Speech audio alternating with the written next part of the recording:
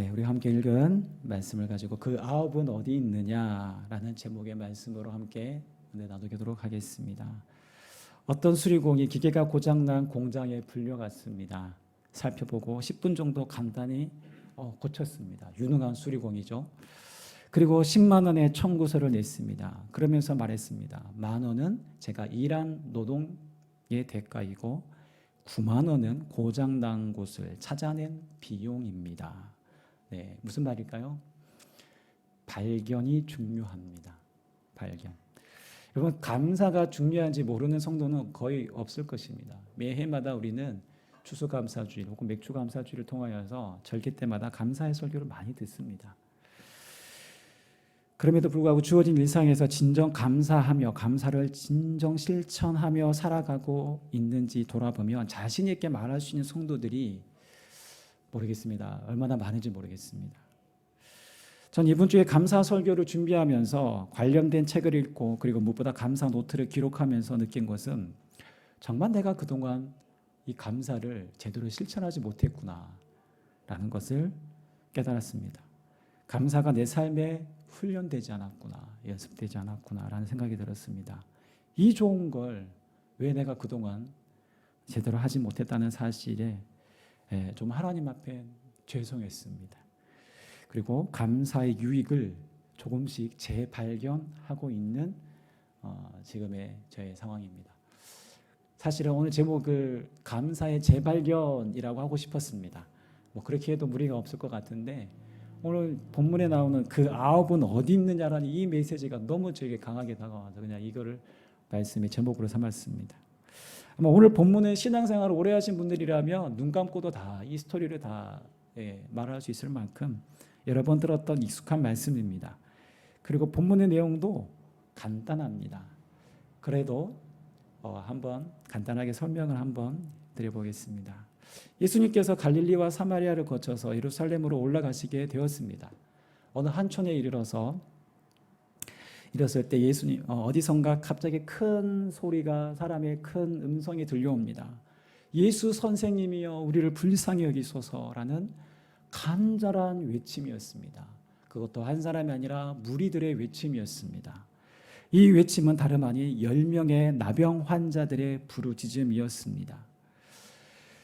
요즘 우리가 한센병이라는 나병을 흔히 볼 수는 없습니다. 하지만 가난하고 예전에 우리나라가 참 어려웠던 그 시절에는 이 나병 환자들이 많이 있었고 지금은 이제 소록도라는 곳에 따로 격리되어서 지금도 이제 소록도로 가면은 우리가 나병 환자들을 만날 수는 있습니다.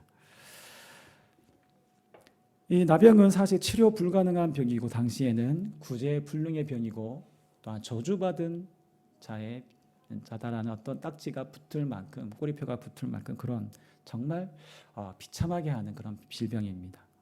일반적인 병은 치료를 잘 받으면 원래 상태로 어떤 회복이 가능할 수도 있지만 이 나병은 치료가 된다 하더라도 원래의 모습으로 돌아오지 않습니다. 나병이 치료됐다 하더라도 구부러졌으면 그 구부러진 대로, 문드러졌으면 문드러진 대로, 찌그러졌으면 그 찌그러진 그 모습 그대로 있을 수밖에 없습니다. 또한 나병은 전염병이기 때문에 나환자들을 격리시켜 생활해야 합니다. 그래서 보통 사람들은 그 나병 환자들이 있는 곳에 근처에 얼씬도 하지 않습니다. 만약 사람들이 있는 마을에 이 나병 환자가 그 가족들을 보고 싶어서 가서 사람들의 무리에 조금이라도 보였다. 그러면 돌로 나병 환자를 쳐도 아무런 문제가 되지 않습니다. 오히려 율법에는 그 나병 환자를 돌로 치라고 되어 있습니다. 전염성 때문에 그렇죠. 그럼에도 불구하고 10명의 나병 환자들이 예수님을 멀리서 보고, 그러니까 예수님을 멀리서 볼 수밖에 없어요. 가까이 가면 안 되니까. 그래서 멀리서 예수님이 보입니다. 자기들 불쌍히 여겨달라는 절박함으로 간절하게 예수 선생님이여 우리를 불쌍히 여겨주소서. 이 말은 곧 우리를 고칠 수 있으면 좀 제발 고쳐주십시오라는 그런 간절한 외침이었겠죠. 자, 이 부르짖는 소리를 들으신 주님께서 다른 말씀은 전혀 하시지 않고 어떤 말씀하시냐면 가서 제사장들에게 내 몸을 보이라 라고만 말씀하십니다. 다른 병자들을 고쳐주실 때와 비교하면 다소 예수님의 이 말씀은 좀 소극적이에요. 보통은 예수님이 치료하실 때 뭐 소경든 병자들 고쳐주실 때 어떻게 합니까? 뭐 만져주시거나 아니면 침을 뱉으셔서 그 침을 눈에 발라주시면서 신랑과에 가서 씻어라. 뭐 어떤 특별한 방법을 통해서 치유가 되거나 아니면 뭐 만져주시거나 머리에 손을 얹고 안수를 해주신다거나 뭐 이런 뭔가 이렇게 치유가 될 만한 어떤 행동을 보여셔야 되는데 그저 예수님 하신 말씀은 가서 제사장들에게 내 몸을 보이라. 그게 전부였습니다. 그런데 여러분 치유도 되지 않은 상태로 이 나병 환자가 제사장에게 가는 것은 되게 위험 부담이 큽니다. 또한 이게 무의미한 일입니다. 시간 낭비입니다. 왜냐하면요, 혹시 사람들이 있는 곳에 가까이라도 가면 돌에 맞아 큰 병을 당할 수 있습니다. 그럼에도 불구하고 이 10명의 나병 환자들은 예수님 말씀에 순종합니다. 지금 당장 치유가 일어나지 않았지만 그들은 순종했습니다. 예수님의 말씀을 믿고 행동한 이 믿음의 순종이 참으로 귀했습니다. 그 순종의 행동은 놀라운 치유의 결과로 이어졌습니다. 그래서 어떤 일이 벌어졌습니까? 제사장에게 가는 도중에, 가는 길에 깨끗함을 나음을 입었습니다. 뭉그러지고 살점이 막 썩어져 가고 어쩌면 요즘 남영 환자들 같은 경우 눈도 뭐 떨어져 나가는 그런 일들이 비일비재하지 않습니까? 그 썩어졌고 막 그렇게 그 악성 그 피부병이 갑자기 치유가 되었습니다. 놀라운 기적이죠. 자, 문제는 그 다음 상황이죠.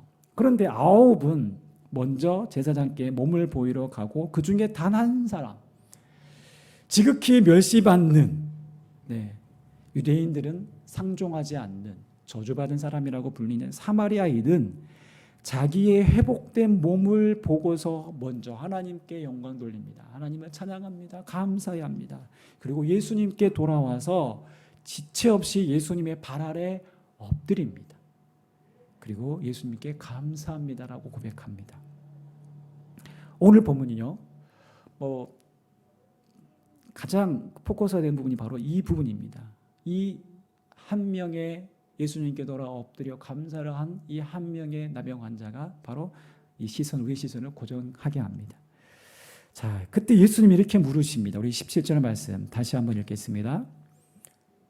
시작. 예수께서 대답하여 이르시되 10사람이 다 깨끗함을 받지 아니하였느냐? 그 9은 어디 있느냐?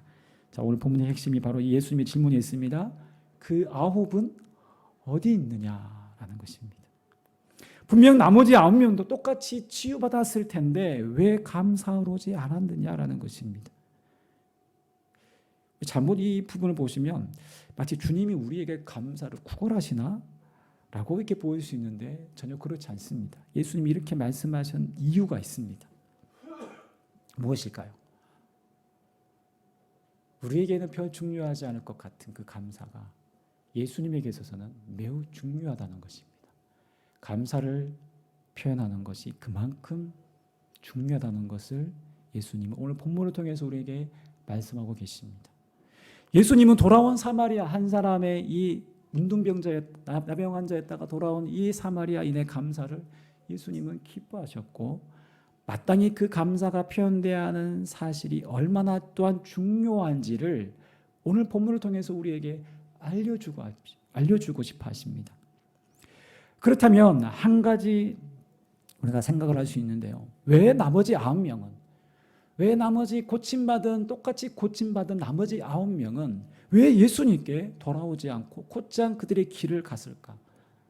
너무 예수님 말씀을 신실하게 들어서 그래, 나는 제사장에게 보이러 가야지. 예수님이 그렇게 말씀하셨으니까. 난 그렇게 가야지. 곧이곧대로 그렇게 너무 깊은 굳은 순종을 해서 그렇습니까? 네, 그건 아닐 것입니다. 우리가 몇 가지 추측해 보면 첫 번째로 나머지 그 9명은 이제 정상적인 삶으로 돌아갈 수 있다라는 기쁨. 나았잖아요. 네. 이제 내가 제사장에게 확인만 받으면 이 정상적인 나의 삶으로 생활로 돌아갈 수 있다는 그 기쁨이 너무 커서 예수님께 대한 감사를 잊어버린 것은 아닐까요? 혹은 빨리 제사장에 가서 나병이 완치되었다는 이 확인, 인증을 받고 이제 내가 그렇게 보고 싶고 사랑하는 가족의 품으로 돌아가려는 그 생각이 앞서다 보니 예수님께 감사하는 것을 놓치고 잊어버린 것은 아닐까요? 혹은 감사하지 않아도 된다라는 당연한 어떤 생각이 은연중에 든 것은 아닐까요? 여러 추측이 가능하겠지만 확실한 건, 분명한 사실은 그들은 예수님께 다시 돌아오지 않았다라는 사실입니다. 그들은 평생 그 저주받은 병이라 불리우는 나병에서 기적적으로 고침을 받았지만 정작 자기들을 고쳐주신 분을 잊어버렸습니다. 그분께 대한 감사를 잊어버렸습니다. 여러분, 이것이 얼마나 슬픈 비극인지 아십니까? 오늘 우리는 평생을 감사하며 살아도 모자랄 것 같은 9명의 감사하지 않은 그들을 보며 오늘 우리는 반면교사로 삼으며 감사가 더욱더 회복되는 삶이 되시길 축복합니다. 9명의 감사하지 않은 이들을 통해 우리에게도 감사하지 않은 요소들, 또한 주변의 환경들, 또한 내 안에 여러 가지 변명의 거리들이 있습니다. 이것을 제가 표현하기로는 감사의 장애물이라고 표현하고 싶은데요. 감사의 장애물. 오늘 우리 삶에 있어서 감사를 잊게 만드는 것이 무엇입니까? 감사를 하지 않아도 된다라고 은연중에 생각하게 만드는 것이 무엇이 있을까요? 1차적으로 우리에게는 감사하지 않는 습성이 먼저 우리 몸에 배어 있습니다. 오늘 본문만 봐도 그렇습니다. 9대 1입니다. 대부분의 사람들은 어디에 해당할까요? 9에 해당합니다. 열의 9명은 불평과 원망이 감사가 자연스럽지 않습니다. 오늘 특히 우리가 사는 자본주의, 또 이 소비자 중심 이 시대에 많은 사람들의 모든 것이 불만족스럽습니다. 그래서 요즘 서비스업에 종사하는 사람들이 얼마나 곤혹스러운지, 힘든지 모릅니다. 요즘은 서비스업에 종사하는 그 상담사들과 통화하기 전에 이런 멘트가 나옵니다. 다 들어보셨죠? 오늘 통화하는 상담사는 누군가의 가족입니다. 비방하는 말이나 폭언은 삼가해 주시기 바랍니다. 이런 멘트가 등장한 지가 그렇게 오래되지 않습니다. 그 전에 얼마나 많은 폭언과 비방과 쓴소리와 안 좋은 욕설들을 얼마나 많이 들었으면 이런 멘트가 사전에 나올까요? 저희 장인 장모님이 운영하시는 과일 가게를 제가 한 번씩 갑니다. 근데 거기 보면 흔히 볼 수 있는 광경이 있습니다. 물건을 만지작 하면서 갑질하는, 아니 왜 이렇게 맛이 없어요, 썩었어요부터 해가지고 모양이 이래요부터 해서 온갖 것들을 가지고 트집을 잡아요. 그러면서 살 거야 안 살까요? 안 사요. 갑질하는 진상 손님을 쉽게 볼 수 있습니다. 우리나라는요, 전 세계에서 민원 처리가 제일 빠른 나라인 거 아십니까? 그런데 민원 처리가 바로바로 안 되고 늦어지면 공무원들에게도 호통치는 사람이 바로 우리나라 사람들입니다. 왜일까요? 불평과 원망이 몸에 배어 있습니다. 이런 어떤 문화 속에 살다 보니까 나도 모르게 은연중에 이게 몸에 배어 있습니다. 우리도 영향을 받고 살고 있습니다. 이렇게 다른 사람이 감사하지 않으니까, 다수가 그렇게 살고 있으니까 나도 그렇게 사는 것이 무방하다, 당연하다라고 생각합니다.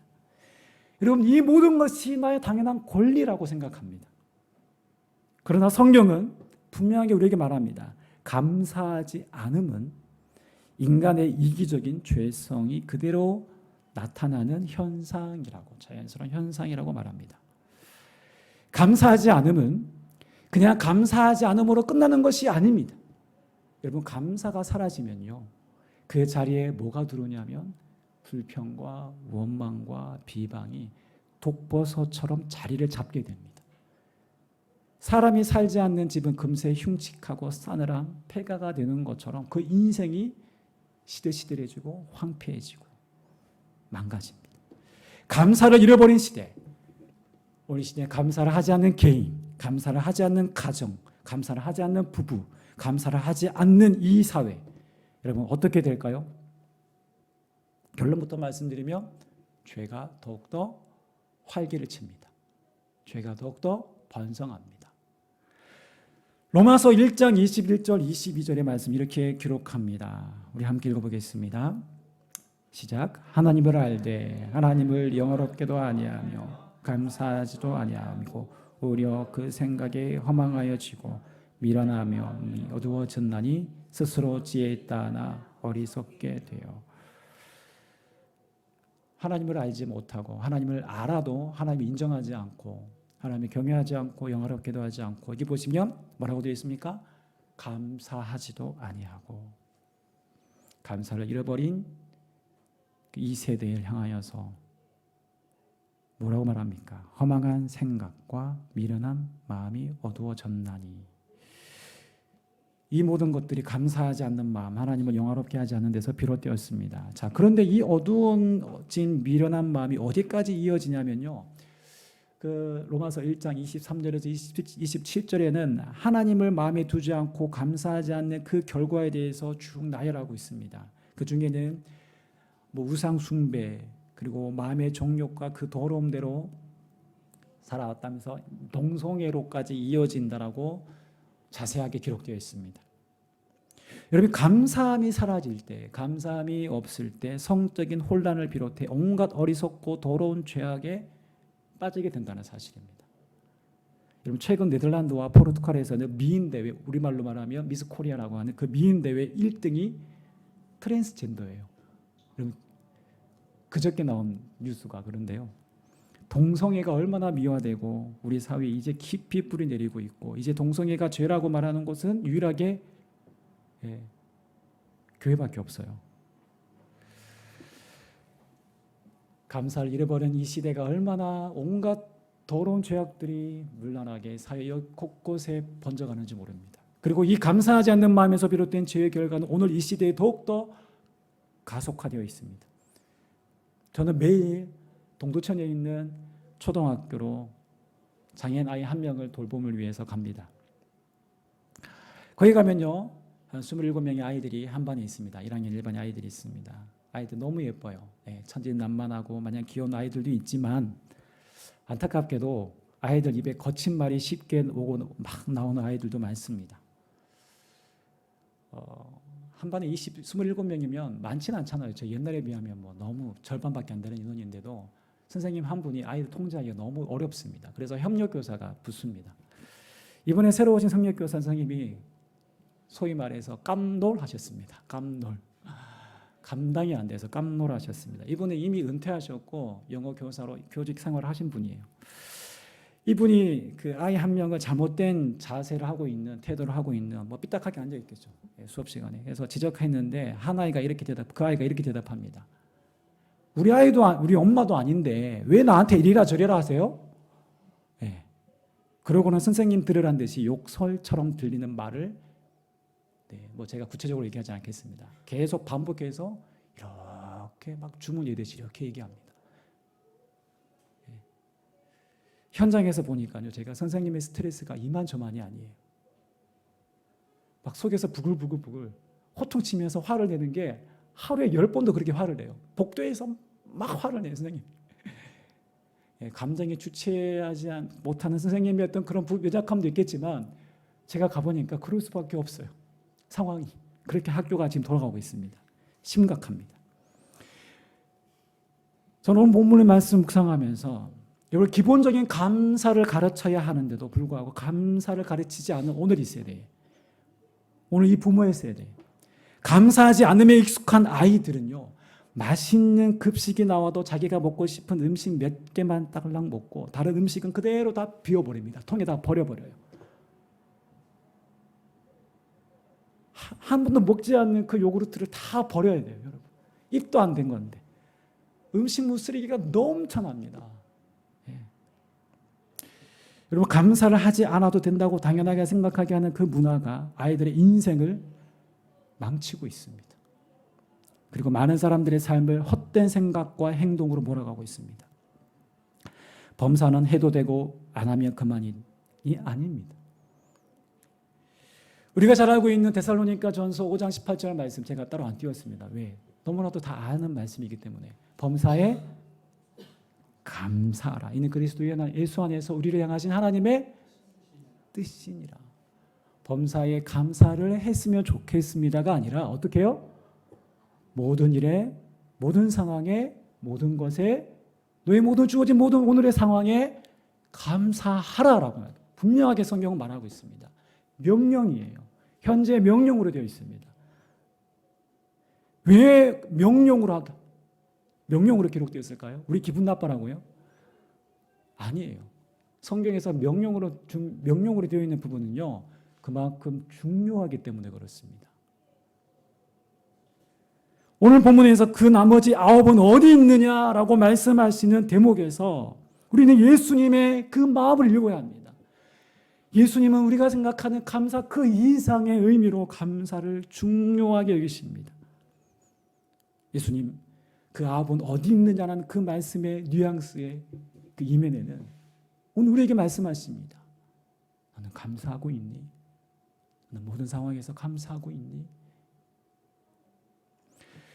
그렇다면 마지막으로 감사를 고백한 이 돌아온 사마리아 사람을 향한 예수님의 반응이 어땠습니까? 우리가 좀 중요하게 봐야 될 구절인데요. 우리 19절입니다. 우리 다 함께 읽어보겠습니다. 시작. 그에게 이르시되 일어나 가라. 내 믿음이 너를 구원하였느니라 하시더라. 아멘. 보시면요. 감사가 고백되고 표현되었을 때 예수님의 반응이 여러분 그저 놀랍습니다. 내 믿음이 너를 어떻게 했다고요? 구원하였느니라. 예수님은 진정한 감사의 가치를 우리의 상상을 뛰어넘는 가치로 매우 높게 매겼습니다. 우리가 생각하기에는 그래 감사했으면 그만이지 됐지 고침받은 것으로 그 감사한 것으로 그것에 대한 감사로 충분했습니다. 자 그런데 사마리아인의 감사에 대한 예수님의 반응은 가장 큰 구원의 선물이었습니다. 또한 예수님은 그 감사하는 그 행위를 믿음으로 말씀하십니다. 감사가 있는 믿음과 감사가 없는 믿음은 분명한 차이가 있습니다. 9명의 나병의 환자들도 순종하고 믿었습니다. 그렇기에 가는 도중에 회복되었죠. 치유가 되었습니다.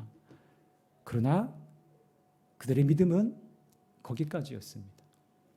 육신의 회복 거기까지였습니다. 9은 아무리 육신의 고질병은 고침받았다 할지라도 여러분 시간이 지나고 세월이 흘러 또 병이 들거나 늙어서 죽었을 것입니다. 그러나 진정한 영혼의 구원에 대해서는 그들은 미지수입니다. 확신이 없습니다. 후에 예수님 믿었을 수도 있죠. 그러나 감사가 있는 믿음은 어디요? 구원에 이르게 합니다. 주님이 구원을 선포한 이 한 명의 이 사마리아 사람도 늙고 죽었을 것입니다. 그러나 그는 구원을 얻었습니다. 그 구원은 영원한 생명입니다. 하나님 안에 살다가 다시 하나님 앞에 가는 영원한 생명을 받은 것입니다. 여러분 나병으로 치료받은 것도 감사한데 영혼의 구원까지 받았다는 것이 이 얼마나 감격스럽고 놀랍스럽습니까? 이 놀라운 영혼의 구원, 이 축복, 이 놀라운 선물이 어디로부터 시작되었습니까? 감사로부터 시작되었습니다. 그 9은 어디 있느냐라는 예수님의 물음은 왜 9은 감사하러 오지 않았느냐라는 아쉬움도 있지만 예수님의 안타까운 마음도 담겨 있습니다. 왜냐하면 우리 주님은 그저 우리의 육신의 질병만 고침받는 것에 그치는 것이 아니라 예수님은 우리 하나님의 진정 영적인 가장 큰 구원의 복을 우리에게 주고 싶으시기 때문입니다. 이것이 바로 하늘 아버지의 마음이고 우리 예수님의 마음입니다. 물론 감사하지 않아도 전능하신 하나님 다 아십니다. 다 알아요. 그러나 감사를 느끼지만 표현하지 않는 것은 어느 목사님이 말씀하시기를 마치 누군가에게 줄 선물을 귀하게 포장해 놓고 그것을 그 사람에게 전달하지 않는 것과 같다라고 합니다. 감사하지 않으면 이 사람이 나에게 어떤 마음인지 모른다는 거예요. 저도 오늘 아침에 저희 아버님 계시는데 고모님에게 꼭 연락을 드려라. 감사. 저희 개척할 때 참 도움이 되셨고. 예. 문득 깨달았습니다. 그래, 야, 연락을 제대로 못 드렸구나. 그런 죄송한 마음이 들었습니다. 예수님께 감사하기 위해 가던 길을 멈추고 다시 돌아왔던 한 사람. 이 사마리아인의 감사를 주님은 기뻐하셨고 그의 감사를 받으셨습니다. 그리고 주님은 더 나아가 그에게 더 큰 구원의 은혜를 베풀어 주셨습니다. 오늘 우리의 인생, 나의 인생을 돌아볼 때 난 진정한 감사를 매일매일 고백하고 구체적으로 여러분 표현하고 계십니까? 아유, 감사하는 거 알지. 주님 감사합니다. 예, 스쳐 지나가는 감사. 혹시 이런 가벼운 감사라고 계시지 않습니까? 감사를 개념으로 알고 생각만 하고 있는 것과 감사를 진정 실천하고 실천으로 감사를 표현하는 것은 여러분 엄청난 차이입니다. 오늘 내 신앙은 어디에 머물러 있습니까? 하나님이 내게 주신 하나하나를 떠올리며 감사를 구체적으로 기록해 보시고 표현해 보시기 바랍니다. 그럴 때 우리는 죄를 이기는 힘이 내 안에서 생기고 내게 주신 복이 얼마나 큰지 더욱더 깨닫게 됩니다. 그리고 다른 사람들에 대한 감사의 표현은요, 다른 누군가에 대한 고마움을 표현하는 것은 곧 사랑의 행위입니다. 내 이웃을 내 몸과 같이 사랑하라는 주님의 말씀을 실천하는 것입니다. 특별히 가까이 계시는 분들에게 우리는 감사와 사랑이 인색할 때가 있습니다. 나의 배우자, 자녀들, 부모님, 직장 동료, 이웃들에게 아낌없는 감사를 표현하세요. 감사는 해도 되고 안 하면 그만이 아닙니다. 그리스도인이라면 특히 저희는 감사는 반드시 해야 합니다. 표현해야 합니다. 실천해야 합니다. 감사를 더욱더 우리는 훈련하고 개발해야 합니다. 우리가 좋은 습관을 길들이는데 필요한 시간이 얼마인지 아십니까? 약 21일입니다. 21일. 예, 나쁜 습관은 굳이 길들이지 않아도 훈련하지 않아도 되지만 좋은 습관을 길들이는 데는 시간과 훈련이 필요합니다. 이것은 뇌를 연구하는 과학자들이 한 말입니다. 여러분 하루를 마무리하면서 감사 노트로 오늘의 감사를 기록해 보세요. 거의 헤어짐에 가까운 그 이혼하기 위기에 있는 그 부부들을 대상으로 해서 한 그룹을 대상으로 해서 그 그룹들 두 그룹으로 나눠서 한 그룹에는 감사 노트를 기록하고 한 그룹은 그냥 방치하듯 그냥 그렇게 살아가도록 했는데 한 달이 지났을 때 그 놀라운 결과가 나왔습니다. 정말 이혼 위기에 정말 불안했던 그런 가정들이 함께 그 프로젝트를 감당했을 때에 이혼율이 거의 제로에 가까웠습니다. 근데 이 위기의 가정들은 이혼 커플들이 많았다는 것이죠. 감사일기는요, 긍정적인 감정에 집중하게 하고요, 부정적인 생각을 극복하는 데 도움이 된다라고 실제로 미국의 마이애미 대학교에 있는 마이클 맥컬러스 교수 연구팀이 미국 대학생 157명을 대상으로 연구했습니다. 그 결과 매일 밤 감사일기를 쓰면서 부정적 정서가 상쇄되고 그 전보다 긍정적 정서를 느끼는 것으로 나타났습니다. 감사일기를 많이 쓰는 거 중요하지 않습니다. 간단하더라도 마음을 다해서 조금 이렇게 감사일기를 작성하면 이 작은 감사거리들을 쓰면 부정적인 생각과 감정에서 효과적으로 벗어날 수 있습니다. 그래서 많은 심리학자들과 상담사들이 대부분 주장하는 것들이 바로 우울한 감정에서 벗어나는 그 우울증에서 벗어나는 것 중에 하나가 이 감사 노트를 꼭 기록하라라는 것들이 공동적인 해결 방법으로서 주장하는 것입니다. 이 연구팀은 바로 사람은 긍정적인 감정과 부정적인 감정을 동시에 경험하기는 어렵다라는 거예요. 긍정적인 감정을 떠올리는 것만으로도 이 감사의 기억만으로도 부정적인 감정을 덜 느끼게 된다는 것입니다. 우리 뇌가 그렇다는 거예요. 두 가지를 동시에 다 느끼기 어렵다는 거예요. 부정적인 것이든 긍정적인 것이든. 그렇다면 긍정적인 것이 차곡차곡 쌓이고 시작하면 부정적인 것들이 기억나지 않는다는 거예요. 기억이 덜 난다는 것이죠. 오늘 그 감사가 우리를 소망으로 이끌 것입니다. 오늘 그 아홉은 어디 있느냐? 너희는 감사하고 있느냐? 라는 주님의 음성 앞에 온 우리가 그렇습니다, 주님. 우리가 이 실천하는 감사로 아홉이 아닌 주님이 기뻐하시는 그 한 사람 되기를 원합니다. 라는 그 믿음으로 구체적으로 감사를 고백하고 실천하면 우리의 삶이 하나님 주시는 이 놀라운 은혜가 풍성하게 누림으로 그 열매를 맛보는 저와 여러분들 되셨으면 좋겠습니다. 우리 함께 기도하겠습니다.